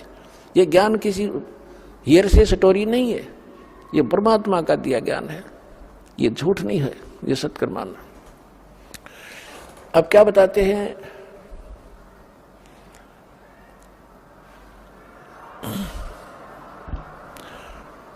इस संसार में आपको रहते कोट जन्म तन भर मत होगे, कुछ ना हाथ लगा रे। कुकर सुकर खरबा बोरे, कौआ हंस बुगारे। कोट जन्म तू राजा की न मिटी न मन की आशा, भिक्षुक हो के दर दर घूम्या मिला न निर्गुण रासा।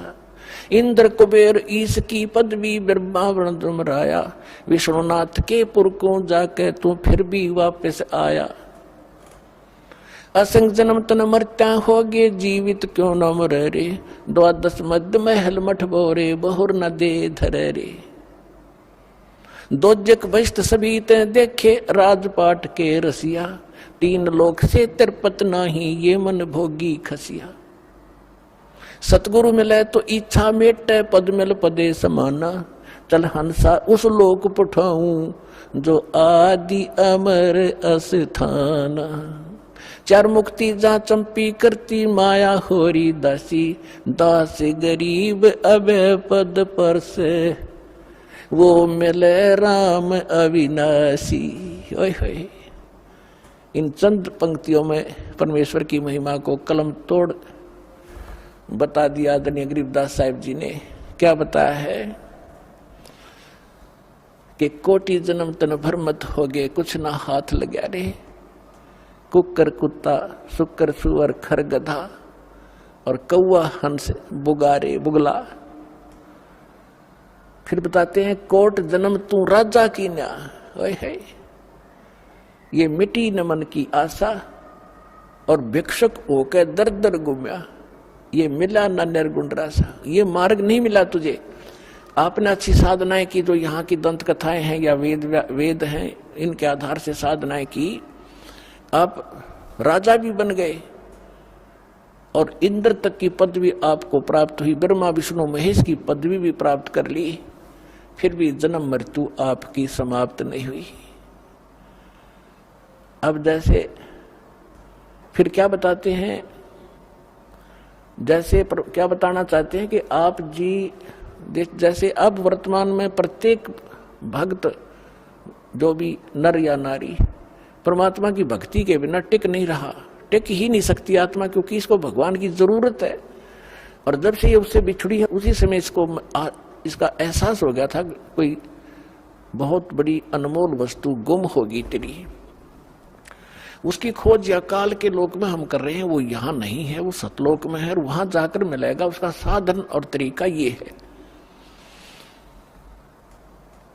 तो हम इसको यहाँ जैसे परमात्मा ने बताया कि आप ऐसे भी साधक रहे हो, घर त्याग दिया मालिक पाने के लिए, जंगल में जाकर बैठ के एक वृक्ष के नीचे, और फिर नगरी में आए, कोई भिक्षा जैसी भी आपको मिली, रोटी मिल गई 10-5, उनको ले गए, 2 रोटी सुबह खाई, 2 शाम न, 4 सुबह 4 शाम न खा के, और बाकी बची हुईयों को वृक्ष का टांग दिया करते, कपड़े में बांध के, बस सूख जाती थी। सूखने के बाद रोटियां खराब नहीं होती, उनको फिर 2-3 दिन तक बेकर खाया करते थे साधु संत, ताकि रोज अपना समय खराब ना हो, रोटी मांगने जाना पड़े। तो परमात्मा कहते ऐसी भी तूने साधना कर ली, लेकिन फिर भी काल के जाल में फंसा रहा।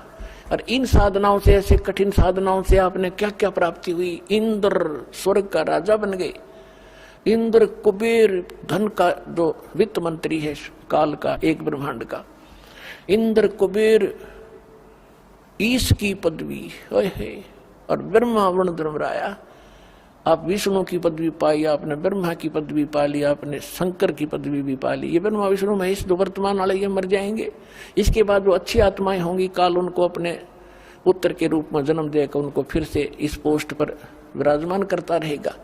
इसका ऐसा प्रोसेस है। पहले मर चुके हैं ब्रह्मा विष्णु महेश वाले आत्माएं, वो यही भटक रही हैं आपके साथ।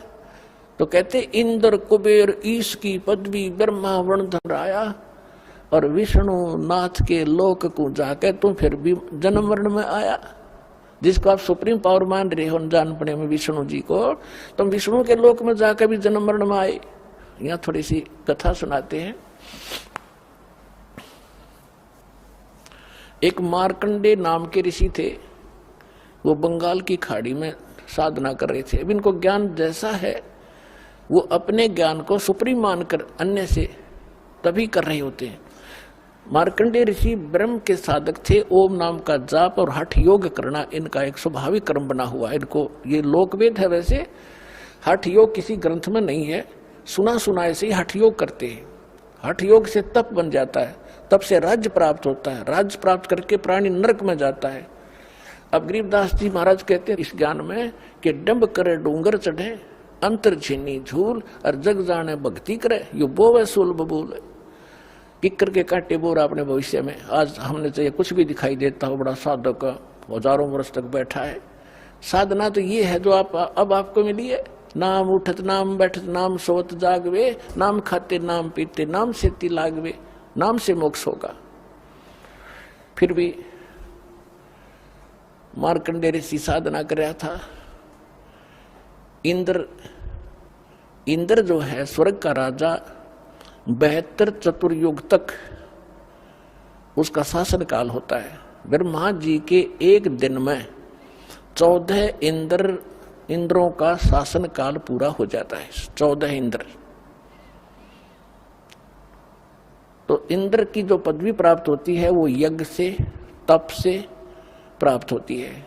तो इंद्र को एक और हिदायत दी जाती है स्वर्ग के राजा को, यदि तेरे शासन काल में 72 चतुर्युग में यदि किसी ने इंद्र की पदवी प्राप्त करने योग्य तप साधना यज्ञ धर्म कर लिया, तो तुझे पद रहित करके उसको पोस्ट दे दी जाएगी।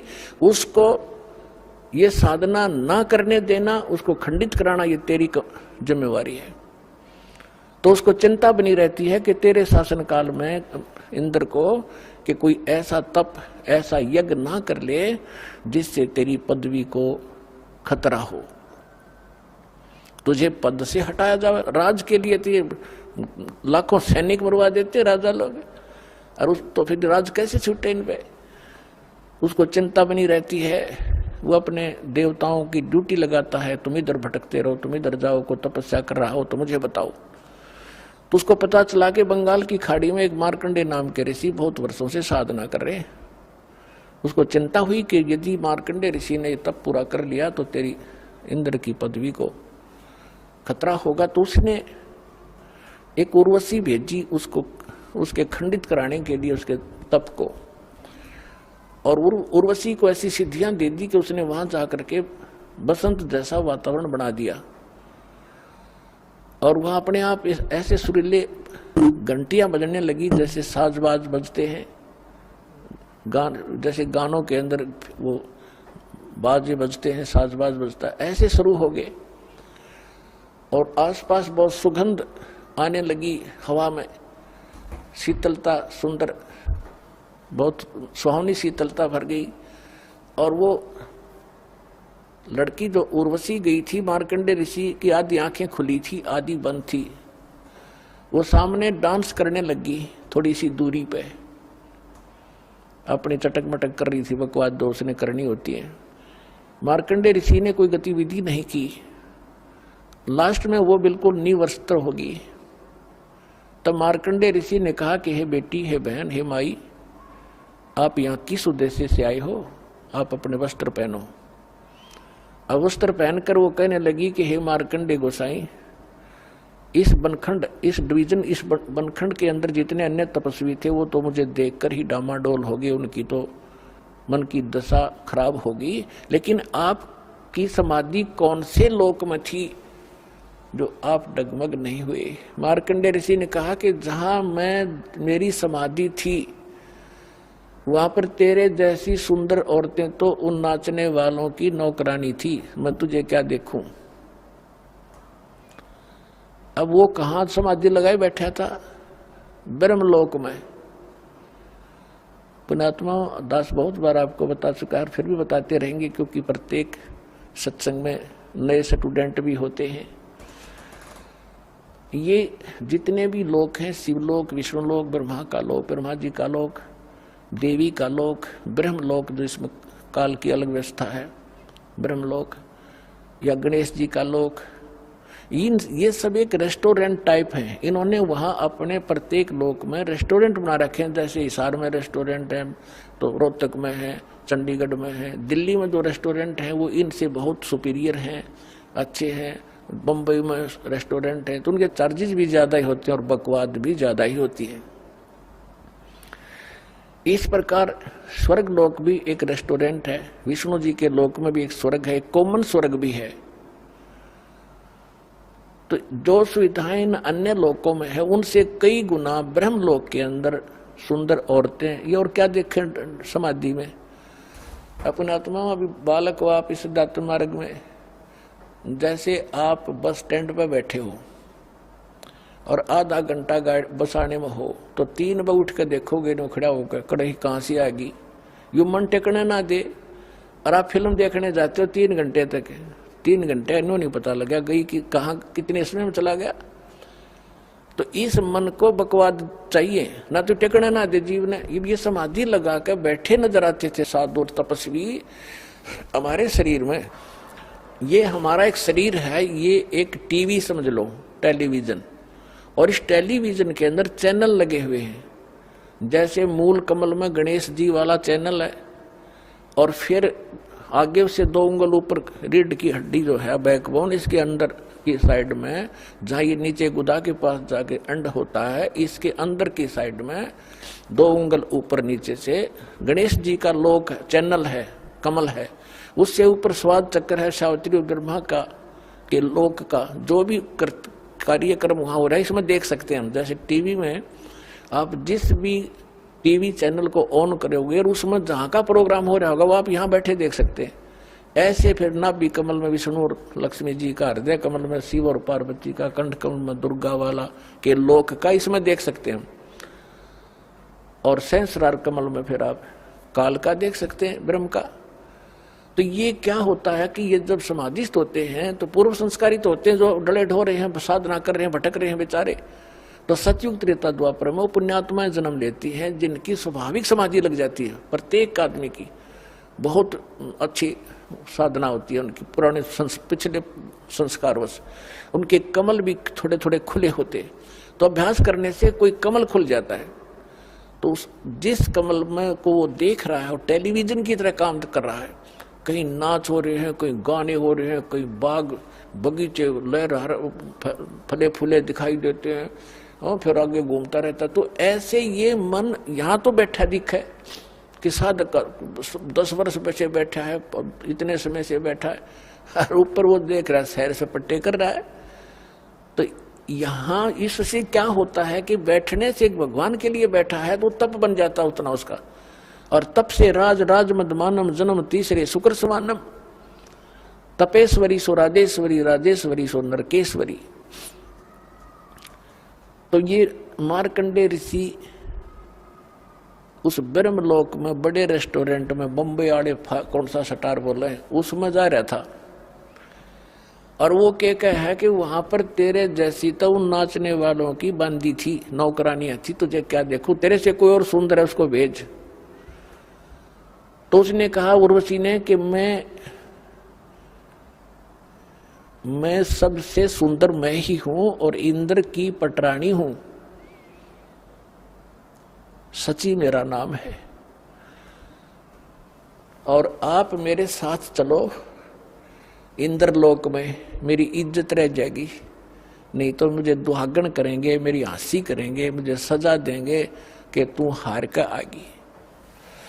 तो मार्कंडेय ऋषि जैसा जिसने जो ज्ञान है, जैसे गीता अध्याय नंबर 4 के श्लोक नंबर 25 से लेकर 30 तक यही ज्ञान दिया है गीता के अंदर, कि कोई तो योग साधना करता है, कोई स्वाध्याय करता है, कोई देवताओं की पूजा करता है, कोई श्वास उश्वास की प्रक्रिया ही करके उसी को सफल मान रहा है, और सब आप अपनी साधना को उत्तम मान रहे हैं, पापनाशक जानते हैं। वास्तविक चौथे अध्याय के 32वें श्लोक में कहा कि इन यज्ञों की, धार्मिक अनुष्ठानों की विस्तार के साथ जानकारी सच्चिदानंद घन ब्रह्म की वाणी में है। परमात्मा स्वयं आकर बताता वही है वो तत्व ज्ञान, उसमें कंप्लीट है, संपूर्ण है विस्तार के साथ। तो वो ज्ञान ये दास आपको सुना रहा है। तो मार्कंडेय ऋषि ने यही सोच रखा था कि तय जो साधना करा सबसे उत्तम है ब्रह्मलोक की। तो मार्कंडेय ऋषि ने उस उर्वशी से कहा कि आप इंद्र की पटरानी है, जब इंद्र की मृत्यु होगी, इसका तो 72 चतुर्युग तक इसका जीवन है, उसके बाद मरेगा, फिर तू क्या करेगी? उर्वशी ने कहा कि मैं 14 इंद्र वरूंगी, यानी ब्रह्मा जी के एक दिन में जितना पीरियड है तब तक मैं स्वर्ग की महारानी बनी रहूंगी। इंद्र मरता रहेगा, दूसरा आता रहेगा, वो मुझे पत्नी बनाता रहेगा, मेरा इतना समय है सुख का स्वर्ग का। अपना आत्मा देखो, उस प्यारी आत्मा ने कभी मनुष्य जीवन मिला होगा, कोई उसने कैसी कठिन साधनाएं, कठिन तप किए होंगे, जो स्वर्ग की महारानी बनी और इतने लंबे समय तक, और अंत में क्या होगा इसका इनको भी ज्ञान होता वहां जाने के बाद, लेकिन विकल्प नहीं था, क्योंकि कोई सतगुरु लगे न कान न बैठे वो संतरे। तो क्या कहती है, मार्कंडेय ऋषि ने पूछा कि जब इंद्र मरेगा, मृत्यु होगी, तब तू क्या करेगी? कि 14 इंद्र वरूंगी मैं, यानी नेक्स्ट इंद्र जो इस पद पर पदवी पर आएगा वो मुझे पत्नी बनाएगा, उसके साथ भी मैं ऐसे मौज मस्ती मारूंगी, स्वर्ग में रहूंगी। यानी वो महानता बता रही थी अपनी, मैं इतनी सुखी हूं, इतने समय तक सुख स्वर्ग में रहूंगी। मार्कंडेय बोले कि वो 14 भी मरेंगे, फिर तू क्या करेगी? फिर भी तो मरेगी। तब वो खुद कहती है कि जितने इंद्र मैं भोगूंगी वह तो गधे बनेंगे मृतलोक में, और मैं गधी बनूंगी। फिर मार्कंडेय ऋषि बोला कि मुझे वहां क्यों ले जा रही थी तू? इसे गंदे लोक में जिसका राजा भी गद्दा गद्दा बने मृत्यु के उपरांत, रानी गद्दी बने। तब उसने कहा मैं अपनी इज्जत रखने के लिए जा रही थी। बता, ये इज्जत की भी ठेकेदार तू 14 खत्म करेगी, हर मरने के बाद गद्दी बनेगी, अब भी इज्जत की ठेकेदार बनी बैठी है। तो हमारी अकल मार रखी है, काल ने बुद्धि नहीं छोड़ रखी। अब इंद्र आ गया, हार गए वे, उनके सारे तगड़मबाजी जंतर मंत्र दाव पेच खत्म हुए। तो इंद्र ने आके स्वयं समर्पण कर दिया कि हे बंद निवाज, इंद्र की गद्दी प्राप्त करो, तुम जीते हम हारे। मार्कंडे ऋषि ने, क्योंकि उसने ऊपरला होटल रेस्टोरेंट दिखा था, तो कह रहा क्या रे इंद्र, तेरी इंद्र की गद्दी मेरे किस काम की, मुझे नहीं चाहिए तेरा, तू रख अपनी को। और इंद्र आजा तुझे भक्ति बता दूं, छोड़ दे इस गंदी, कल मरेगा गधा बनेगा, छोड़ इस राज को, आजा तुझे भक्ति बताता हूं ब्रह्मलोक की, ऐसे साधना कर ले। उसने ब्रह्मलोक तक का पता था। अब देखो सबके साथ अपने आत्माओं, इंद्र का राज्य की ये स्थिति है। क्या कहता है कि हे महाराज जी, अब तो मुझे राज करने दो, फिर कभी देखूंगा। फिर खाक देखा गधा बने पास, फिर तो कुमार देखेगा तने। यह अकल है हमारे अंदर ने, क्योंकि वो छूटती को नहीं, वो बकवाद। अब आप किसी कोई सुख से जीवन जी रहा है, थोड़ा बहुत कोई अधिकारी कर्मचारी बना हुआ है, और उसको जाकर समझाने की चेष्टा, हमने दास का तो बिटर एक्सपीरियंस है जब इस मार्ग को स्टार्ट किया। जो खास ऐसे लगते थे कि मेरी हर बात को मानते थे और अवश्य स्वीकार करेंगे, वह भी काल के प्रभाव से कति मरोड़ी खा गए।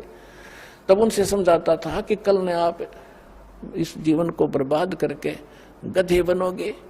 तो पहले तो ये क्या कहते थे, किसने देखा गधे बनेंगे।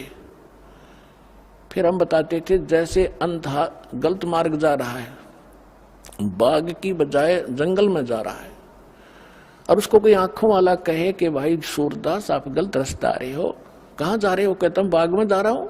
नहीं, बाग नहीं है, इधर तो भयंकर बियाबान है, इसमें हिंसक जानवर है, तुझे खा जाएंगे। पढ़ के आप वापस जाइए और इधर हो जाए, बैक जाइए। और वो अंधा नो का किसने देखा है, देखी जाएगी, है कोई बात है। अंधे ने दिखता ना, आंखें लेके वो मानने ना, तो मर बाढ़ में पड़ कुएं में जा, फिर उस बन में वो काम तो होगा ही होगा जो बता रहा आंखों वाला। तो ये जितने संत थे ये आंखों वाले थे, जिनको भगवान मिले, दास ने जिनके अभी शुभ नाम आपको सुनाए। इन महापुरुषों ने हमें मार्गदर्शन किया है कि कोट जन्म तन भर मत होगे, कुछ ना हाथ लगा रे, कुकर सुकर खरबा बोरे, कौवा हंस बगारे। कालजा पाट जा, जब जिस दिन आपकी अकाल की भांग उतर जाएगी, कुत्ते गधे सुअर बन जाओगे। आज तो आपका दस्ती को ना काम बन जाएंगे, कुछ समय पर टूक मिल रहे हैं, अच्छा बढ़िया कोठी मिल गई और समझमना रिया कहानी बिगड़ेगी, मृत्यु के तुरंत मृत्यु हुई, और फिर वो काम आपका तैयार है जो संतों ने पहले बता रखे। तो वो क्या कहता है जिससे हम समझाया करते, देखी जाओगी, किसने देखा। अरे देखा जिन्हें वो बता रहे हैं वो मूर्ख थोड़े ही थे। तो अंधे ने ना दिखा था, क्यों लगी मान लेनी चाहिए। और फिर देखी जाएगी, गधा बने पास के देखेगा, फिर तो कुम्हार देखेगा। अपना देखना देखना तो अब है, बुराई छोड़ सत्य ज्ञान ग्रहण कर, गलत साधना भी त्याग, और सतलोक आश्रम बरवाला जिला हिसार में और कल्याण करा।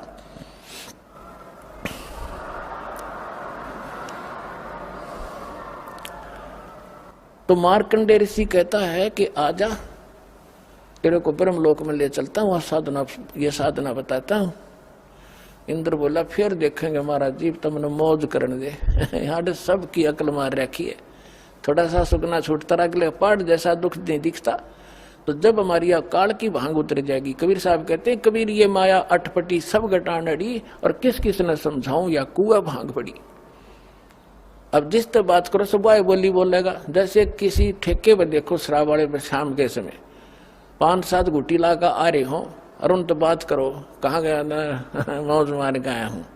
दूसरे तो करोगे वो भी यही भाषा बोलेगा, और ऐसे लड़खड़ा के चलेंगे। सबकी एक जैसी चाल, एक जैसी भाषा होगी। तो जिसने अकाल की भांग पी रखी है, सब यही भाषा प्रयोग करेंगे, वो बोल ही नहीं सकते दूसरी, उनके बस की बात नहीं।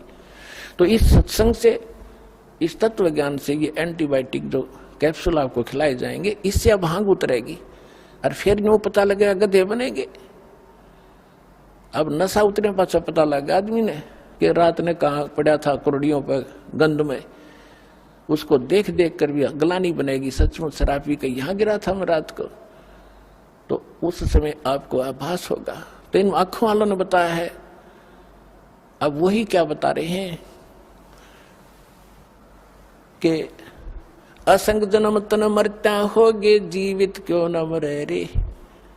अब असंग जन्म मरत्या होगे, जीवित मरना क्या है? जीवित ही एक तो ये है कि आप किसी की इस माया की जो होड़ है, कोई कोठी बना रहा है, कोई कुछ कर रहा है, कोई बिजनेस बड़ा कर रहा है, कहते हैं इसकी रीस ना करो। अपने भगवान की आप सचिथि देख लो। एक झोपड़ी में रहा करते थे, कपड़ा बन के अपना रोजी रोटी चला रहे थे, जमीन पर बैठा कर कपड़ा बनाते थे। अब वो क्या कहना चाहते हैं कि अगर वो उन कोठी बंगले आने की रीस करते थे, एक वचन से बना लेते, एक महल देखने जोगा, सारा संसार देखना आवे। लेकिन इस लोक में फिर हम भी फिर वो एक कोठी गार्डन में लगे रहते, वो तो अपने वचन से बना लेते। तो उन्होंने झोंपड़ी बनाकर टाइम पास इसलिए कर असल करके दिखाया, इस गंदे लोक में इतना भी पर्याप्त है। घर ते 3.5 हाथ, गणाते 3.25, और कह कबीर साहब कहते हैं क्या क्या चढ़ावे मैडिया, लंबी भी तुषार, और घर ते 3.5 हाथ, गणाते 3.25। एक रोहतक के अंदर एक वो बनाव था, उसने मार्केट बड़ा वो बना था, उसमें मार्केट सी बना था, दुकानें बना रहा था, और क्या बता रहा था कि 5 लाख रुपए महीने का मुझे, सन 1988-89 की बात है, 5 लाख रुपए महीने का नीचे नीचे के फ्लोर का किराया करेगा, और 3-4 मंजिल बनाऊंगा। आज के तो मेरे ख्याल 50 लाख कह सकते हैं उनको। और वो बनाते बनाते उसका लेंटर डला था, और महीने की उनकी तनख्वाह दे रहा था, वो देकर तनख्वाह, जो नौकर लगे हुए थे वहाँ, मजदूर सेवादार, उनको तनख्वाह देगी देकर वो अपने गिन रहे थे, और वो नहाने लग गया वहीं पर। गर्मियों का दिन था, टूटी चला गया, नहा के तय मंद बांध दिया था भगत ने, और जब बलो डिग के गिर गया हार्ट अटैक हो गया, चाट ले उसको ठीक ने। परमात्मा कहते कहाँ चढ़ावे मैडिया, लंबी भी तुषार, गिरते 3.5 हाथ, गणाते 3.25। कहने का भाव ये है कि यहाँ इस ज्ञान से आपको पता चल, एक तो ये जीवित मरना है कि हमने लोगों की इन बकवादों की रीस नहीं करनी, नकल नहीं करनी, और दूसरा वास्तविक ये मरना है कि जैसे जिस कर्म को, जिस क्रियाओं को, जिस धन को, जिस घर को और जिस व्यवसाय को आप छोड़ कर सत्संग में नहीं आना चाहते, ये सोच लेते हो कि वो हानि घनी हो जाएगी, या भूल लाग रही आपके, सत्संग मानते हैं और भगवान के लिए चलता आदमी, उसके तो सुख होया करे, और थोड़ी बहुत हानि भी होती है तो ना जाने के बिजली गिरनी थी, वह थोड़े में टलेगी, ये सत्कर मान लेना। तो जैसे वहां से चलते हैं तब चला जाएगा। न्यू सोच ले, जैसे एक नाइट सर्विस में जा रहा था भगत, नाइट सर्विस में गया था और वापस आना था उसने, कोई घना जरूरी काम था, इसलिए रात की बस पकड़ी, वह नाइट सर्विस की बस एक्सीडेंट हो गया और वो मर गया, मृत्यु को प्राप्त हो गया। अब वह जल्दी भी गई, वह जरूरी काम भी रह गया। अब जैसे न्यू सोच ले परमात्मा के मार्ग पर यहाँ आने के लिए कि जैसे आज हमारी मृत्यु हो जाए तो जिसके लिए हम सत्संग में भी नहीं आना चाहते वो भी गया, वो तो फिर कतिये खत्म हो गया। तो ये सोच कर यहाँ चल पड़ा कि नो सोच लो मेरी मृत्यु होगी आज, और 3 दिन 4 दिन आप आ जाओ यहाँ मृतक हो गए। अब 3 दिन में 4 दिन में यदि कोई हानि होती है तो फिर जाकर संभाल लेंगे उसने, वैसे तो होगी नहीं, परमात्मा आपको घना सारा देगा। और जब परमानेंट टिकट कट गई फिर क्या करोगे, फिर भी तो रहेगा सारा काम धरा। तो इस प्रकार आप यहाँ आओ तो न्यू सोच लो कि भी मर गए, ये तो कभी भी हो सकता है, यू काम है। और वो जिसके लिए आप भगवान से भी दूर होना चाहते हो और सत्संग भी सुनने की टाइम नहीं है, और कल को कोई उत्सुक होगी तो फिर क्या करोगे, फिर परमानेंट गए, फिर उन्हें कभी नहीं संभाल सकते जिसके ऊपर आप भगवान से भी दूर हो रहे हो। तो यहाँ बताते हैं आप न सोच लो 3 दिन मर गए, 3 दिन के बाद कि मैं बिगड़ेगा तो फिर संभाल लेंगे अपना 2 महीने फालतू करके, उसको फिर सेट कर देंगे, परमात्मा साथ देगा आपको, ये विश्वास करना। आपको राहत थोड़े से दिन में दिखाई देगी। जैसे आपने आज कोई बीज बोया है, आम की गुठली, अब वो बोई है, सही बीज है, आपका प्रोसेस ठीक है उसको उपजाने का, तो उसका टाइम लगेगा थोड़ा अंकुर भी आने में। तो कबीर साहब कहते हैं धीरे धीरे रे मना, धीरे सब कुछ हो, माड़ी सीते सोगड़ा, समय आई फड़ो। तो टाइम दो भगवान ने थोड़ा सा, और फिर देखना आपके पड़ोसी भी देखा करेंगे इनके क्या आ गया, ऐसा कितना हो इनके घर में धन है, कहाँ से बरकत हो रही है, ये काम भी करते ना दिखते, रोज सत्संग में खड़े रहते हैं। तो पुण्यात्मा ये समर्थ है।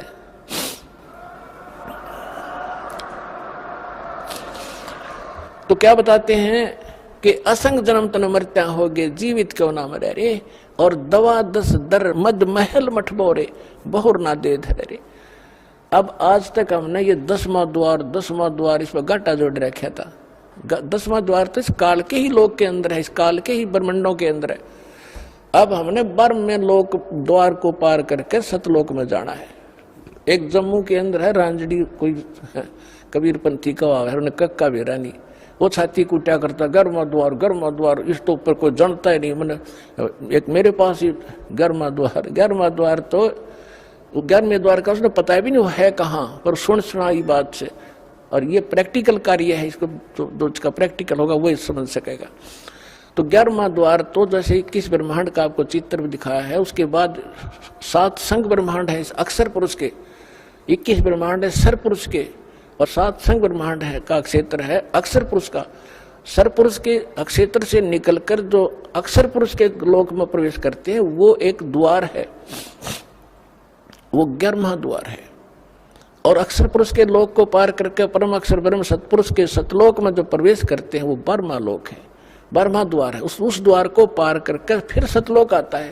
तो यहाँ गरीबदास जी कहते हैं कि असंग जन्म तन मरत्या होगे, जीवित क्यों ना मरे रे, और 12 मध्य महल मठ बोरे, वो महल वो स्थान जहां जाने के बाद फिर जन्म नहीं होता, बहुर ना दे धरे रे। फिर क्या बताते हैं कि दोजक बहिष्ठ सभी देखे राजपाट के रसिया, और 3 लोक से तृपत नाही यो मन भोगी खसिया। अब जैसे कोई गांव का सरपंच बन जाता है तो उसमें संतोष नहीं है, नो सोचा चेयरमैन बनूं। चेयरमैन कई गांव के ऊपर होता है, चेयरमैन बनने के बाद वो अच्छी नमस्ते करनी है गणे हो जाए उसको, तो इन्होंने सोचा एमएलए बनूं।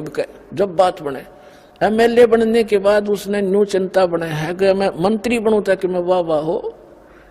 और मंत्री बनने के बाद फिर उसकी ये टेंडेंसी बन जाती है कि भाई मुख्यमंत्री बनूं। जब बात बना विपराधीन ही हूं मैं, और मुख्यमंत्री बनने के बाद इन्होंने सोचा प्रधानमंत्री की पोस्ट मिला, जब जी साहब इतना मृत्यु हो जाए भाई गदा बना पावे।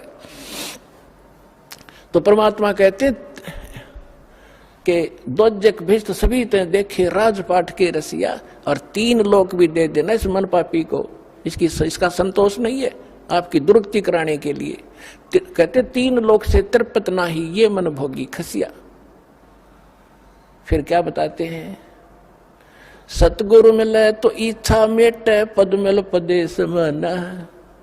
सतगुरु मिले तो ये इच्छा मिटावे यहाँ की बकवादों की, इस गंदे लोक का शीशा सामने करके दर्पण दिखा देगा।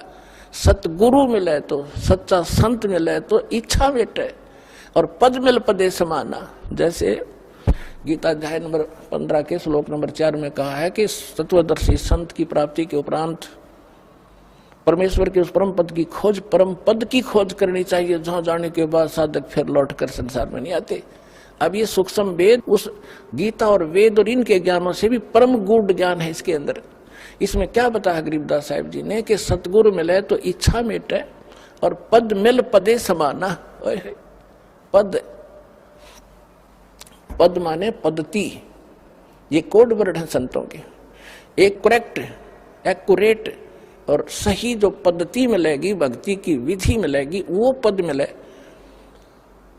पद मिल पदे समाना, फिर कौन से पद में समा जाओगे, जहां जाने के बाद साधक फिर लौटकर कभी संसार में नहीं आते। सतगुरु मिले तो इच्छा मिटे, और फिर सतगुरु मिलेगा तो वो पद्धति भी सही बताएगा, और जिस पद्धति से फिर वो परम पद प्राप्त होगा, जाने के बाद साधक फिर लौटकर कभी संसार में नहीं आते। सतगुरु मिले तो इच्छा मिटे, पद मिल पदे समाना, और चल हंसा उस लोक पठाऊं। गीता अध्याय नंबर 18 के श्लोक नंबर 62 में कहा कि अर्जुन तू सर्वभाव से उस परमेश्वर की शरण में जा, उसकी कृपा से तू परम शांति को और उस सनातन शाश्वत स्थान को, सनातन परम धाम को प्राप्त होगा, अमर धाम को प्राप्त होगा। सतगुरु मिले तो इच्छा मिटे, पद मिल पदे समाना, और चल हंसा उस लोक पठाऊं, जो आदि अमर स्थान है, जो शाश्वत स्थान है। फिर वहां क्या सुख है?